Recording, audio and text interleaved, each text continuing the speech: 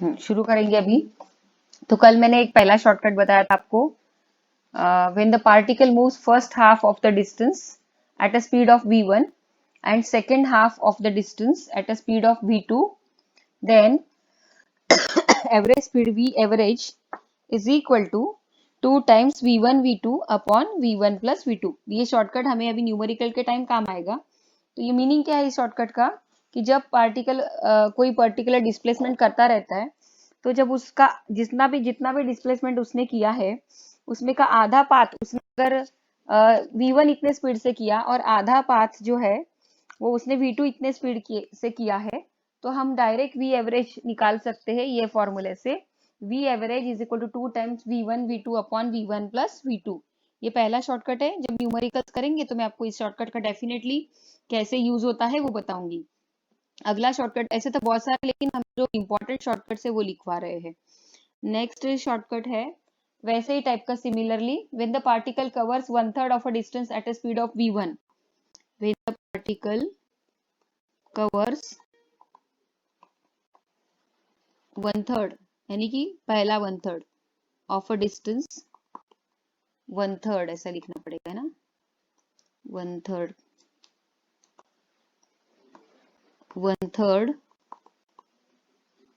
of a distance at a speed of v1 at a काफी important shortcut से है। when the particle covers 1/3 of a distance at a speed of v1 and next 1/3 at a speed of v2, next 1/3 at a speed of v2 and the remaining 1/3 म्हणजे तीसरा वाला part, and the last 1/3 या remaining 1/3 and last 1/3 at a speed of v3। then देखो जितना भी total distance उसने cover किया उसका 1/3, पहला 1/3 उसने v1 स्पीड से, नेक्स्ट 1/3 v2 स्पीड से और लास्ट 1/3 v3 स्पीड से। then we can calculate the v average by this formula। v average is equal to 3 times v1 v2 v3 upon v1 v2 plus v2 v3 plus v1 v3, यानी कि पहला और दूसरे का product v1 v2, फिर दूसरा और तीसरा वेलोसिटी का प्रोडक्ट नीचे डिनोमिनेटर में v2 v3, फिर पहला और तीसरे वेलोसिटी का product, like that v1 v2 plus v2 v3 plus v3 v1, यानी ऐसा देखो v1 v2 और v3। तो v1 v2 पहला, फिर v2 v3 पहला के दूसरे के साथ, दूसरा तीसरे के साथ, तो तीसरा पहले के साथ, मतलब v3 v1 लिखो या v1 v3 लिखो एक ही बात है। ठीक है, आएगा समझ में। और ऊपर 3 इंटू v1 v2 v3। तो इस तरीके से ट्रिक्स लगा के फॉर्मूले रन करेंगे। उस ऊपर में देखो पहला वाला जो है कि जब आधा पार्ट v1 इसके स्पीड के साथ और रिमेनिंग आधा v2, तो direct formula 2 times v1 v2 upon v1 plus v2। और यहाँ पे जब 1/3 2/3 3/3, तो ऐसा 3 times v1 v2 v3 upon v1 v2 plus v2 v3 plus v3 v1। ये नेक्स्ट शॉर्टकट है। अगला शॉर्टकट हम पढ़ेंगे। नेक्स्ट शॉर्टकट, मॅम हे डिराइव करा ना। काय रे, काय करू? हा, काय करू म्हटलं?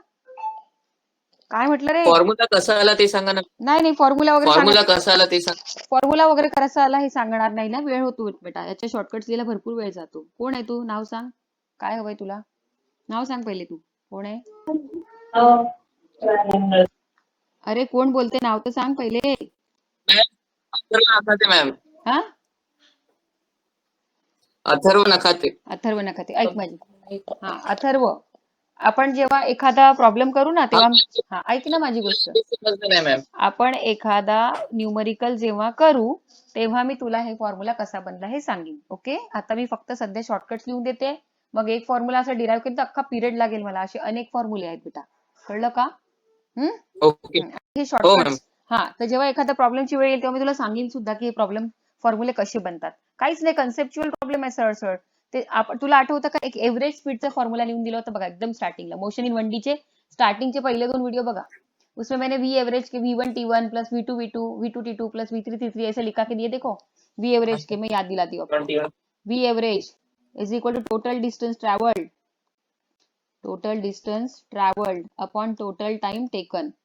ये कंसेप्ट है। तो उसमें देखो याद होगा टोटल डिस्टेंस ट्रेवल्ड, तो जब भी अपने को वेलोसिटी और टाइम देते तो v1t1 plus v2t2 plus v3t3 ऐसा लेते upon t1 plus t2 plus t3। तो ऐसे ही कंसेप्ट लगा लगा के ये टाइप के भी शॉर्टकट्स बनते। आया समझ में? अभी उसमें एक आधा प्रॉब्लम रहेगा तो मैं बिल्कुल आपको इस टाइप का पहले मैं आपको सादे मेथड से भी करा के बताऊंगी, शॉर्टकट मेथड से भी करा के बताऊंगी, और शॉर्टकट फॉर्मूला जो हमने निकाला है यहाँ पर वो कैसे आया वो भी करके बताऊंगी। फिर वो न्यूमेरिकल वैल्यू डाल के आपको तुरंत समझ में आ जाएगा कि कैसे आया फॉर्मूला। ऐसे तो बहुत सारे फॉर्मूले हम बना बना के बता सकते हैं, ऐसी कोई बात नहीं, बट टाइम जाएगा उसमें। और एक ही लेसन को अगर डेढ़ महीना लगाऊंगी, आपको मालूम है ना मोशन इन 1D मैंने दिवाली के भी 15 दिन पहले चालू किया है, आपको याद होगा तो। ठीक है, नेक्स्ट शॉर्टकट देखिए। नेक्स्ट शॉर्टकट ये बिल्कुल सिंपल शॉर्टकट्स है, ऐसा कुछ किसमें खास है नहीं कि भाई अभी इसको टाइम गवाए इसके ऊपर। नेक्स्ट प्रॉब्लम है यानी नेक्स्ट शॉर्टकट है for two particles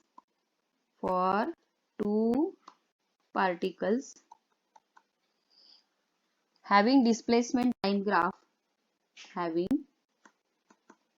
displacement time graph मतलब displacement versus time for two particles having displacement time graph with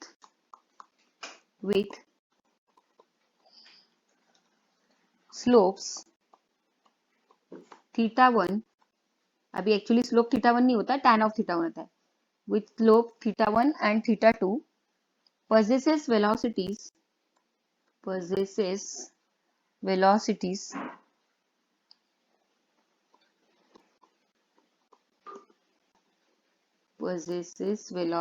v1 and v2 respectively,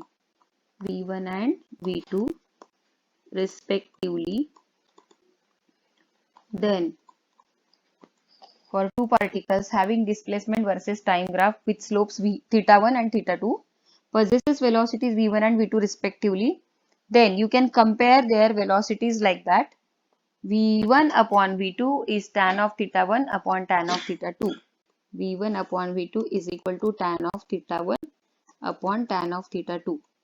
इसका मतलब क्या है रे कि दो पार्टिकल है, एक पार्टिकल का ऐसा ग्राफ है सपोज एक्स एक्सिस पे टाइम, वाई एक्सिस पे डिस्प्लेसमेंट, दूसरे पार्टिकल का भी ऐसा ग्राफ है एक्स एक्सिस पे टाइम, दूसरे वाई एक्सिस पे डिस्प्लेसमेंट। तो इसका सपोज ऐसा झुका हुआ ग्राफ और इसका थोड़ा ऊपर उठा हुआ है, तो इसका थीटा है सपोज टू बी 30 डिग्री और इसका थीटा है सपोज टू बी 60 डिग्री, और बाकी मैंने आपको कुछ भी नहीं दिया है इस न्यूमेरिकल में, nothing is provided suppose to be, सिर्फ ये दो ग्राफ बताए, ये पहले पार्टिकल का ये ग्राफ नंबर 1 और ये दूसरे पार्टिकल का ग्राफ नंबर 2, बस इतना ही दिया है। नाइदर मैंने वेलोसिटी की वैल्यू दी है, ना मैंने स्लोप क्या बोलते हैं डिस्प्लेसमेंट की वैल्यू दी है, ना मैंने टाइम की वैल्यू दी है, nothing is provided, only is the angle which the graph made with the horizontal axis, that is only given to you, and you have to compare the velocity of the first graph with the velocity of the second graph, then you will directly apply this shortcut tan of 30, पहले का angle है θ1 तो tan of 30 upon tan of 60 करेंगे और बस दोनों velocities के ratio को कंपेयर करेंगे। अब ऐसा हम क्यों करेंगे, क्योंकि हमें मालूम है कि displacement versus time, the slope of the graph जो होता है, you know slope is a y intercept अपन x intercept, slope y intercept का डिस्प्लेसमेंट, एक्स इंटरसेप्ट का टाइम, तर displacement upon time is a velocity, पण यू नो दॅट की स्लोपला टाइम थिटा पण म्हणतो, तो indirectly tan of theta is velocity हे आपण शिकलेलो आहे आता पहिलेच, कळलं का? इनडायरेक्टली आपल्याला माहिती आहे की tan of theta is nothing but slope आणि slope is nothing but velocity if the graph is plotted as a displacement versus time.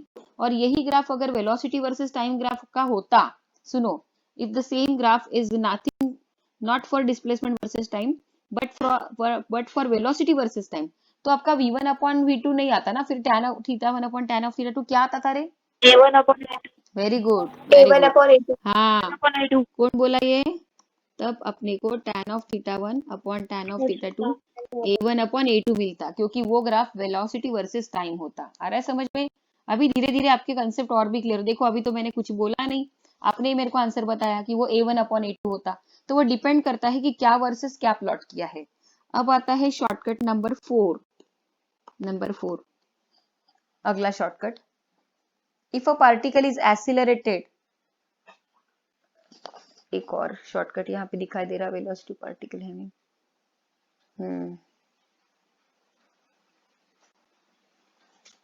Okay.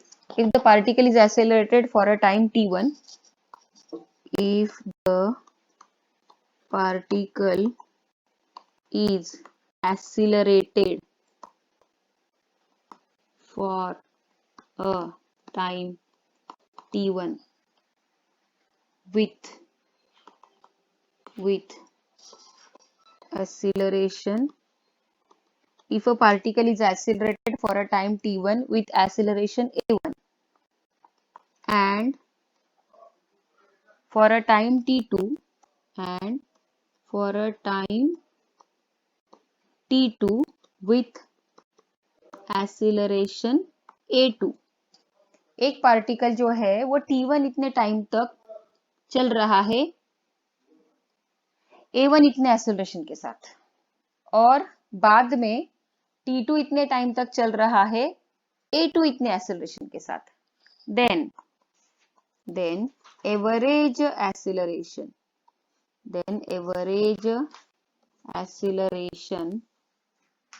is a average is equal to, अगर देखो पहले प्रॉब्लम को समझ लेते हैं, कंसेप्ट को, कि एक पार्टिकल, सपोज एक पार्टिकल अभी यहाँ से यहाँ तक के चला है t1 इतने ड्यूरेशन में और उसका एक्सेलरेशन भी a1 था, और बाद में वो a2 इतने एक्सेलरेशन के साथ चला है t2 इतने टाइम ड्यूरेशन में, तो आपको दोनों का एवरेज एक्सेलरेशन अगर निकालना है तो आपका फॉर्मूला है a average is equal to a1 t1 plus a2 t2 upon t1 plus t2, a1 t1 plus a2 t2 upon t1 plus t2। तो ये फॉर्मूले से डायरेक्ट हमें एवरेज एक्सेलरेशन मिल जाएगा। जैसे कि फॉर एग्जांपल मैंने बोला कि एक पार्टिकल 5 सेकंड तक चला है 3 मीटर पर सेकंड स्क्वायर इस एक्सेलरेशन के साथ, बाद में वो 7 सेकंड तक चला है 4 मीटर पर सेकंड स्क्वायर इस एक्सेलरेशन के साथ, तो उसकी एवरेज एक्सेलरेशन निकालिए। बहुत सिंपल हो गया। अभी a1 t1 में 3 इंटू 5 प्लस a2 t2 मतलब 4 into 7, okay, upon t1 plus t2 यानी 5 प्लस 7, बस हो गया। 3 5 जा 15, 4 7 28 आणि हे 12, किती झाले? 8 5 13 3, 1 कॅरी, 2 आणि 3 4, 43 divide by 12, whatever it may be, जे काय आंसर येईल that will be your average acceleration. समझे? इस प्रकार डायरेक्ट हम करेंगे इसको शॉर्टकट लगा के। तो ये जहां जहां कुछ कुछ शॉर्टकट्स होते हैं ऑफकोर्स, वो अपने आप तो बनते नहीं है, उसको कंसेप्ट वाइज हम उसको बनाते हैं। हाँ, तो ऐसे हर को शॉर्टकट कंसेप्ट वाइज बनते हैं। नेक्स्ट प्रॉब्लम जो आता है, प्रॉब्लम बोल रही शॉर्टकट नंबर, नेक्स्ट नंबर 5। पहले मेरे शॉर्टकट्स कंप्लीट होने दो, फिर मैं आपको शॉर्टकट्स कैसे बनते हैं वो भी बताऊंगी। तो अपना नेक्स्ट शॉर्टकट अपन लिख रहे हैं कि इफ द, ये इंपॉर्टेंट नहीं लग रहा है इतना कोई खास,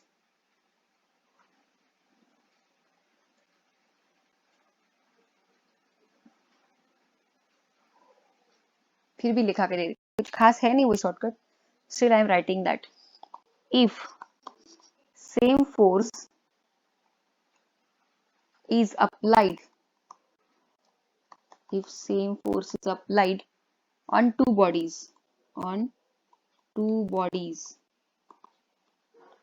of different masses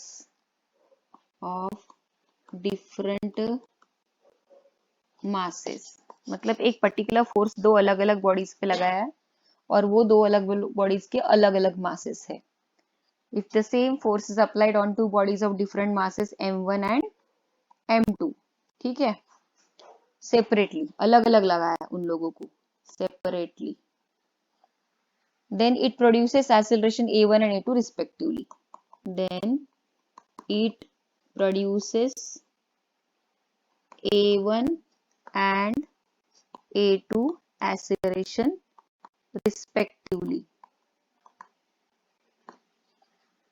Now these bodies are attached together.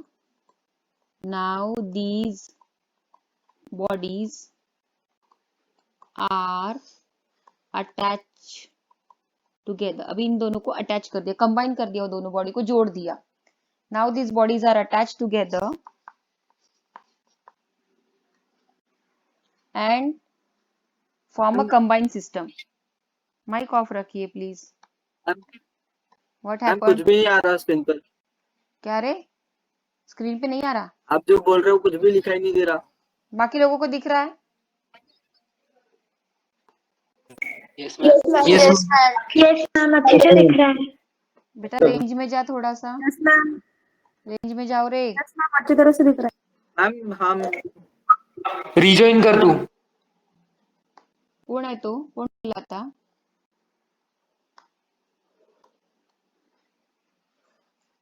पहले मुझे लिखने तो मैं समझा देती हूँ.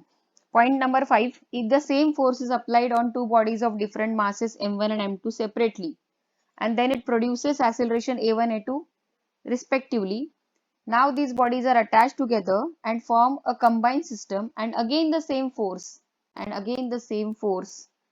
is applied. Again the same force is applied. ठीक है, मतलब पूरे कंबाइंड सिस्टम को फिर से उतना ही फोर्स लगाया.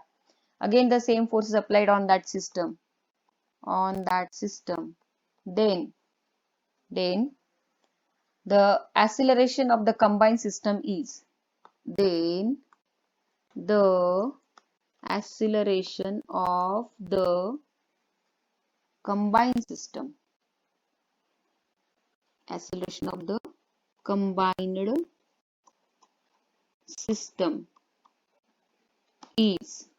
तो उसका फॉर्मूला है, कुछ खास है नहीं, बिल्कुल सिंपल है. A is equal to A1 A2 upon A1 plus A2. ये एक्सेलरेशन ऑफ कंबाइंड सिस्टम निकालेंगे. एवरेज नहीं बोल सकते आप उसको, एक्सेलरेशन ऑफ कंबाइंड सिस्टम. यानी पहले मैं प्रॉब्लम समझा, यानी शॉर्टकट समझा के देती हूँ आपको. पढ़ेंगे क्या कहता है. If a same force is applied on two bodies of different masses m1 and m2. दो अलग अलग बॉडी है, एक बॉडी का मास m1 है, दूसरे बॉडी का मास m2 है. तो जितना फोर्स हमने बॉडी ऑफ मास m1 को लगाया, उतना ही फोर्स हमने बॉडी ऑफ मास m2 को लगाया. ठीक है, तो पहली वाली बॉडी को जो m1 मास वाली बॉडी को फोर्स लगाया, तो वो a1 इतने एक्सेलरेशन को से उसके अंदर प्रोड्यूस हुआ, और दूसरी बॉडी जिसका मास m2 है उसको भी उतना ही फोर्स लगाया जितना कि पहली वाली को लगाया था, तो उसके अंदर a2 इतना एक्सेलरेशन प्रोड्यूस हो रहा है.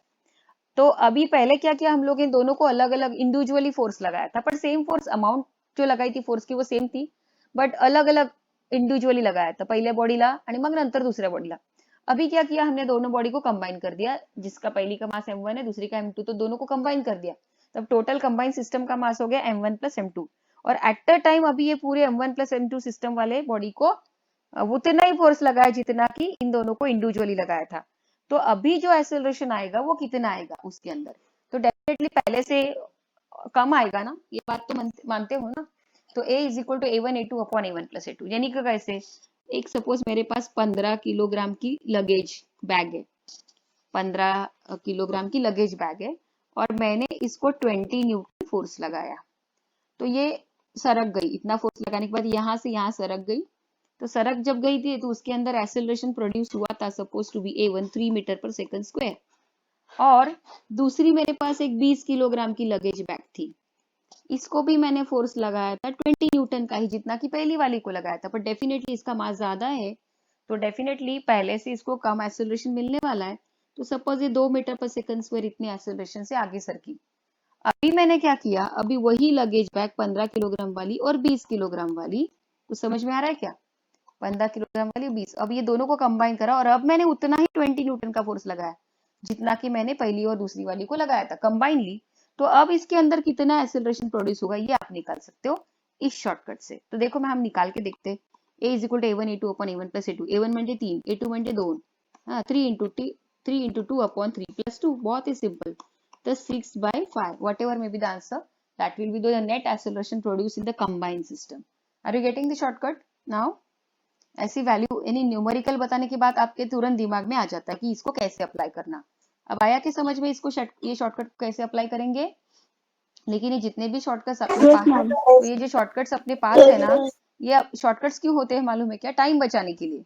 अदरवाइज हम लोग उसको मैन्युअली भी कर सकते हैं, बट शॉर्टकट्स टाइम बचाने के लिए होते हैं, क्योंकि हमारे एंट्रेंस में हमें टाइम बचाना ये भी बहुत बड़ा एक टास्क होता है, या क्या बोलते हैं स्किल होता है, कि कई बार ऐसा होता है कि बच्चों को फिजिक्स के प्रॉब्लम पूरे आ रहे रहते, लेकिन टाइम नहीं पूरता, तो रोते रोते आते, मैडम बोलते मेरे 50 क्वेश्चन हुए ही नहीं, मेरे 40 हुए, 10 मेरे रह गए। और अगर नीट के बात हो तो नीट के 45 रहते, तो बोलते मैडम मेरे 35 हुए, 10 रह गए। ऐसी भी झंझट होती है कभी कभी, क्योंकि एक आधा प्रॉब्लम उसमें हेवी रहता, फिर जो अपना टाइम खाता है, और उसके पीछे अपन लग गए तो इजी वाले को अपन छोड़ देते, अपने को इजी वाले पढ़ने को टाइम भी नहीं मिलता।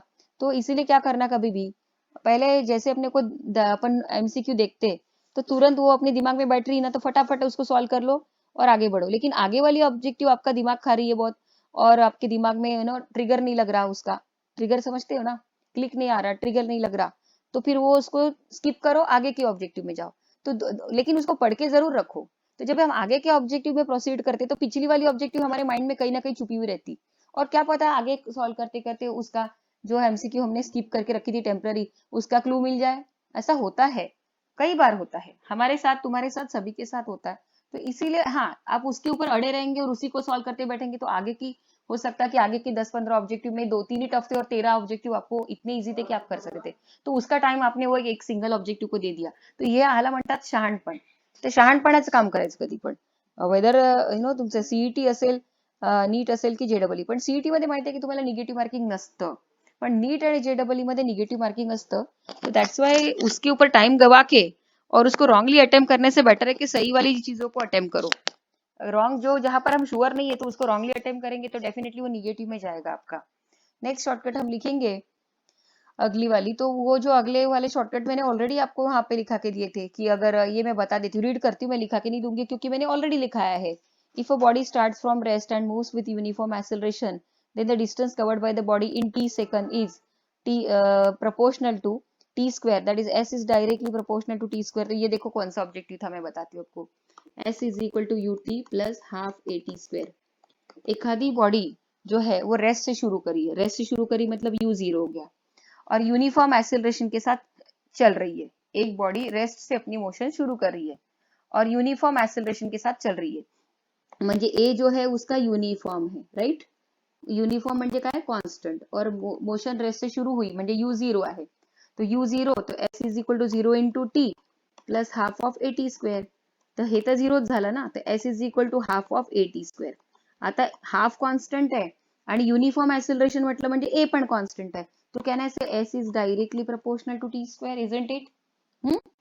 देखो s is equal to u t plus half a t Yes, ma'am. Square, और एक बॉडी ने रेस्ट से अपनी मोशन शुरू करी, तो यू झिरो टाकायचा, और यूनिफॉर्म एक्सेलरेशन के साथ चल रही म्हणजे ए कॉन्स्टंट, तो ए कॉन्स्टंट, तो यू झिरो आणि ए कॉन्स्टंट, तो s is equal to zero t plus half of a t square, तो झिरो इंटू टी तो झिरोच झाला, तो s is equal to half of a t square, but उसमें का हाफ भी कॉन्स्टेंट है, ए भी कॉन्स्टेंट है, तो हम बोलेंगे s is directly proportional to t square. और अब आपको बोला है how much is the displacement covered by the particle in t second, 2t second आणि 3t सेकंद। तर तुम्हाला माहिती आता काय करायचं, s is directly proportional to t square पहिल्यासाठी, मग दुसऱ्याला याला एस वन म्हणूया, एस टू म्हणूया, सेकंड वाल्याला टीच्या ऐवजी 2t टाकायचं, मग त्याचा स्क्वेअर म्हणजे s two is directly proportional to 4t का स्क्वेअर, आणि तिसरा टाइम जो आहे 3t आहे, तर s three is directly proportional to 3t का स्क्वेअर, म्हणजे अल्टिमेटली 9t स्क्वेअर। मग आता कम्पेअर करायचं, s one is to s two is to s three is equal to t square is to 4t square is to 9t square is simply it will be 1 is to 4 is to 9। In this way you can get the comparison between the corresponding displacement। ते हे shortcuts वगैरे लिहायची गरज नाही, हा common sense आहे आपला, आणि मला माहितीये की हे तुम्हाला मी लिहून दिलाय हा शॉर्टकट, फक्त एवढाच आहे की त्याच्यामध्ये फ्रीली फॉलिंग बॉडी साठी लिहून दिला होता। आठवतंय का तुम्हाला? नाही आठवत ना, थांबा दाखवते मी, I will show you Yes, that. ma'am. हा, तर काही लोकांना Square and फक्त 3. कसं वेगळ्या पद्धतीने लिहिलं असेल ना, की मुलांना हा मॅडम असं नाही तसं नाही तसं नाही। तुम्हाला सांगू का, फिजिक्स मध्ये घुमून जाऊन येऊन जाऊन घुमून घुमून काय तिथेच येते गाडी आपली। फक्त एवढा है कि उनका पूछने का तरीका अलग अलग हो जाता, हर बार उनके फिजिक्स में स्किल तो वही है, क्वेश्चन सबसे पहली बार। कई बार ऐसा होता है कि हम लोग को जो एमसीक्यू का जो क्वेश्चन होता है वो ही समझने में टाइम लग जाता है, फिर पता अरे हाँ ये तो ऐसा करना था, जब समझ में आने के बाद। बट कई बार समझ में ही नहीं आता, तो एक्चुअली वो इजी होता है, समझने ना समझने की वजह से हम वहां पे अड़े हुए रहते। तो अभी जैसे मैंने आपको ये बोला, तो आपको लगा कि नहीं नहीं मैडम ने तो ये एमसीक्यू यानी क्या बोलते शॉर्टकट ये लिखा है नहीं, लेकिन मैं बताती हूँ आपको मैंने कहा लिखाया है, मे बी द शायद फ्रीली फॉलिंग बॉडी के यहाँ पे कहीं तो भी लिखाया होगा, let us see, I remember, s is directly proportional to t square, यहाँ पे दिखाई दे रहा है। शायद इसके प्रीवियस पेज पे होगा, नोट करके तो भी लिखा है मुझे, I remember that, but where that page I am not remembering. तो पेज कोणता आहे ते आठवत नाही मला. आता इतके सारे पेजेस आहेत, बुक असती तर आपण डायरेक्ट एक एक एक करून खोलत बसावं लागतं. मला वाटतं समोर असेल पेज नंबर प्रोबॅबली 18.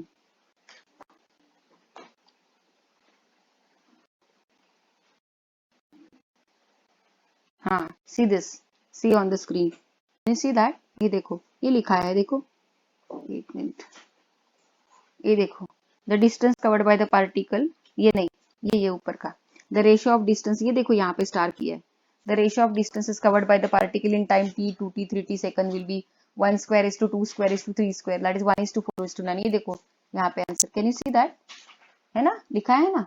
तो यही घूम फिर के वहां पे आ गया था, तो फिर इसको क्यों लिखेंगे हम लोग. अब आएंगे अगले लास्ट वाला, यानी और अगले शॉर्टकट्स बाकी है अपने, उस पे आएंगे. कौन सा शॉर्टकट चल रहा था अपना, ये हो गया था. अब उसका अगला शॉर्टकट, ये भी काफी इंटरेस्टिंग है. अब बहुत भी और भी ज्यादा इंटरेस्टिंग है, अलग है, मतलब मैं ऐसे शॉर्टकट्स लिखा के दे रही हूँ जो आपको रेगुलर जो थ्योरी है उसमें नहीं आए थे, अलग थे, वो हटके है, वो वाले शॉर्टकट्स लिखा के दे रही हूँ पहले. वो time of ascent, time of descent, वो वाले शॉर्टकट भी मैंने लिखा के दिए थे. Time required to go up is equal to time required to go down, time of ascent time of descent equal असतात, u बाय g ते पण लिहून दिलं होतं, total time of flight 2u by g हे पण लिहून दिलेलं मी. ओके, आता नेक्स्ट हा कुठला नंबर होता, शॉर्टकट नंबर 5 होता ना, 6, शॉर्टकट नंबर 6.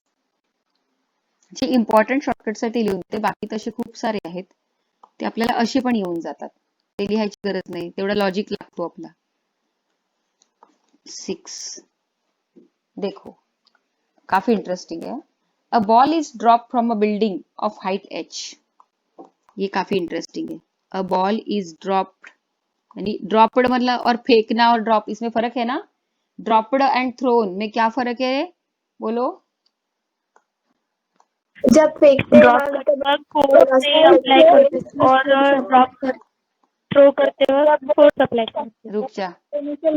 नहीं रुको रुको, लड़कियों को नहीं पूछते, कॉमनली मत बोलो, एक का भी धड सुनाई नाही था. अथर्व नखाते, तुम्ही सांगा ड्रॉप आणि थ्रोन याच्यामध्ये काय फरक आहे.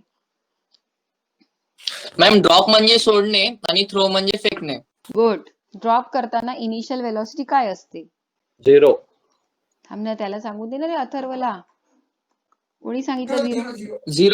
एक मिनिट, अथर्वच्या आधी कोणी सांगितलं 0 म्हणून. मॅम माईकच ऑन नाही होता तो. अरे मी चांगलीच गोष्ट सांगितलं, पण कोणी सांगितलं नाव तर सांगा.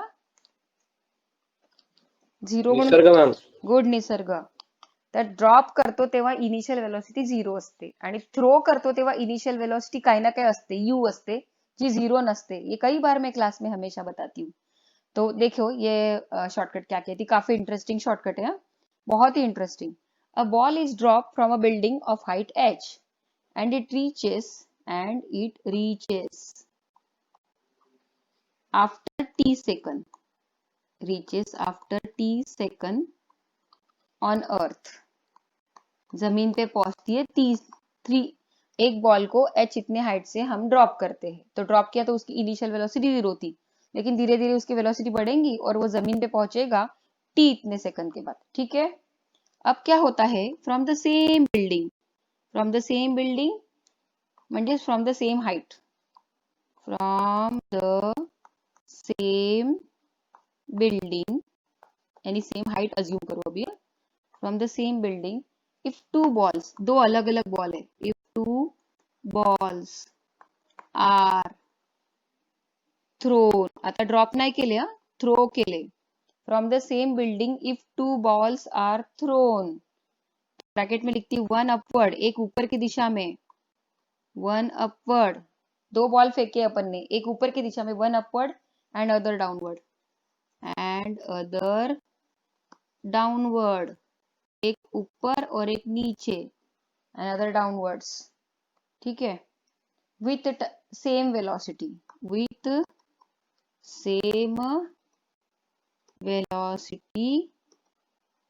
u with same velocity u, and they reach the earth surface, and they reach the earth surface, and they reach the earth surface after t1 and t2.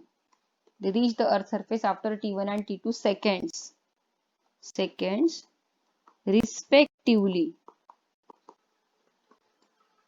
t1 and t2 seconds respectively. Then small t is equal to under root of t1 into t2. हा shortcut आहे बघा. आता तुम्हाला हा shortcut मी समजावून देते. बघा रे, खरंच इंटरेस्टिंग आहे म्हटलं तर मी. एक बॉल है, उसको सपोज आपने चौथे मंजिले से, सुनो रे, एक बॉल को आप चौथे मंजिले से ड्रॉप कर रहे हो नीचे की तरफ. तो ड्रॉप जब करते हैं तो इनिशियल वेलोसिटी 0 होती है. तो वो जमीन पे पहुंचा टी इतने सेकंड के बाद. ये देखो, ये चौथे फोर्थ फ्लोर है बिल्डिंग का, फोर्थ फ्लोर की गैलरी है. ये गैलरी, यहाँ पे एक लड़का खड़ा है, इसने बॉल को ड्रॉप किया तो बॉल जमीन पे पहुंच रहा टी इतने सेकंड के बाद. बाद में इसने क्या किया, वही गैलरी में फिर से सेम हाइट पे वो लड़का खड़ा है और उसने वही सेम गैलरी से 2 बॉल हाथ में पकड़े. 2 बॉल. एक बॉल को उसने ऊपर के दिशा में फेंका, ऊपर के दिशा में, सपोज 3 मीटर पर सेकंड इस वेलोसिटी के साथ, और एक बॉल को उसने नीचे के दिशा में फेंका उतने ही वेलोसिटी के साथ 3 मीटर पर सेकंड. 2 बॉल है उसके हाथ में और सेम ऊंचाई से वो बॉल को फेंक रहा है. छोड़ नहीं रहा है, अभी छोड़ नहीं गया, छोड़ा नहीं, ड्रॉप नहीं किया, थ्रो किया. कितने वेलोसिटी के साथ? फॉर एग्जाम्पल 3 मीटर पर सेकंड इस वेलोसिटी के साथ. तो एक बॉल ऐसा ऊपर की दिशा में फेंकेगा वो. तो जब वो बॉल ऊपर की दिशा में फेंकेगा तो ये बॉल देखो, जब ये ऊपर की दिशा में फेंका तो ये बॉल ऐसा ऊपर जाके मैक्सिमम हाइट अटेंड करेगा, फिर नीचे आएगा वो बॉल.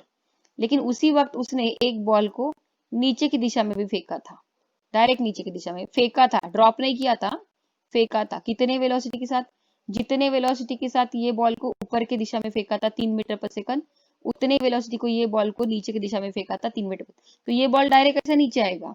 लेकिन ये वाला बॉल जो है ये ऊपर जाके मैक्सिमम हाइट अटेंड करके फिर नीचे आएगा. तो डेफिनेटली ये वाले बॉल को t2 टाइम लगा, तो वो डेफिनेटली ये पहले वाले बॉल से ज्यादा लगा होगा ना, कारण तो खालून वर जाईल, मैक्सिमम ऊंचाई पे हाइट अटेंड करेगा, फिर एक मैक्सिमम ऊंचाई अटेंड करने के बाद फिर नीचे आएगा. कौन? दूसरा वाला बॉल. तो उसको डेफिनेटली पहले वाले से ज्यादा टाइम लगने वाला है. और पहला वाला जो है वो डायरेक्ट नीचे आएगा, क्योंकि उसको तो उसने ऊपर की दिशा में फेंका ही नहीं, नीचे की दिशा में फेंका था. तो अभी हम ना ये क्या करेंगे, सपोज अज्यूम करूया की पहिल्या वाल्याला 2 सेकंद लागले, पहिल्या बॉलला डायरेक्ट जो खाली फेकला होता त्या 2 सेकंद, आणि दुसऱ्या वाल्याला खालून वर जाऊन उंचावर जाऊन मग खाली यायला समजा आपण अज्यूम करूया 8 सेकंद लागले. T2 लागला 8 सेकंद. एक मी एक्झाम्पल घेते हा. आणि T1 लागला 2 सेकंद. आता काय करायचं, तर रूट T1 इंटू T2 करायचं. तर अंडर रूट ऑफ 16, 16चा रूट 4. तर हे 4 सेकंड जे आले ते माहितीये काय होते, ते हे होते कि अगर वो बॉल को आपने थ्रो नहीं करा होता, मतलब फेंका नहीं होता और उतने ही हाइट से सिर्फ ड्रॉप किया होता, तो उस बॉल को जमीन पे पहुंचने के लिए जो टाइम लगता वो टाइम आपको इस शॉर्टकट से मिल जाता. कितना सेकंड लगा होता उस बॉल को अगर आप ड्रॉप करते तो 4 सेकंड. तो लाइक दैट, अगर इस टाइप के प्रॉब्लम होंगे तो आप ये शॉर्टकट लगाओगे, वरना नहीं लगाओगे. तो ये शॉर्टकट लगाते वक्त जो बेसिक कंडीशन है ये ऐसी है कि वो जो दोनों बॉल आपको सेम ऊंचाई से फेंकने हैं और सेम स्पीड के साथ फेंकने हैं. एक ऊपर की तरफ फेंकना है, एक नीचे की तरफ फेंकना है. ये कंडीशन आनी बहुत जरूरी है कि आप 2 बॉल एक ही वक्त एक ही ऊंचाई से फेंकेंगे और फेंकेंगे, ड्रॉप नहीं करेंगे, फेंकेंगे. एक जितने वेलोसिटी के साथ ऊपर वाले को, एक बॉल को ऊपर की दिशा में फेंकेंगे, उतने ही वेलोसिटी को के साथ दूसरे बॉल को नीचे की दिशा में फेंकेंगे. तो फिर इन दोनों को जो अलग अलग टाइम लगेगा वो टाइम को अंडर रूट में डाल के फिर जो टाइम निकलेगा वो टाइम कौन सा होगा, तो वो टाइम होगा कि अगर आपने उस बॉल को कोई भी वेलोसिटी ना देते हुए, मतलब 0 वेलोसिटी के साथ उसी ऊंचाई से ड्रॉप किया होता, तो उसको जमीन पे आने के लिए कितना टाइम लगता. ये शॉर्टकट है वो. अब समझा शॉर्टकट. नेक्स्ट आते हैं अगला पॉइंट की तरफ. Next shortcut number 7. ये थोड़ा समझने के लिए दिक्कत जा सकती है आपको, लेकिन फिर भी मैं समझा दूंगी आपको. अ पार्टिकल, ये हालांकि इतना कोई खास है नहीं शॉर्टकट, पण समजायला खूप कन्फ्युजिंग आहे. A particle is dropped. आता मी जेव्हा प्रॉब्लेम घेईल ना तर तुम्हाला मजा येईल बघा. A particle is dropped vertically from rest. A particle is dropped vertically from rest from a height. Vertically from rest from a height h. एक बॉल को या एक बॉडी को वर्टिकली ड्रॉप किया रेस्ट से म्हणजे u0 एक हाइट से ऊंचाई से. The time taken by it to fall through. The time taken by it to fall through. The time taken by it to fall through successive. The time taken by it to fall through successive distance of 1 meter each will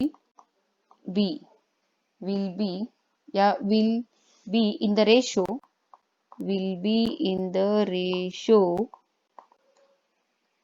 of the difference in the square root roots of the integers.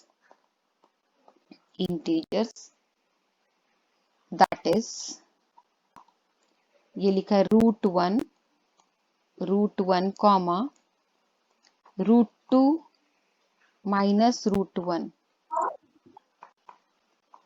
Tension मतलब समझा के देती हूँ.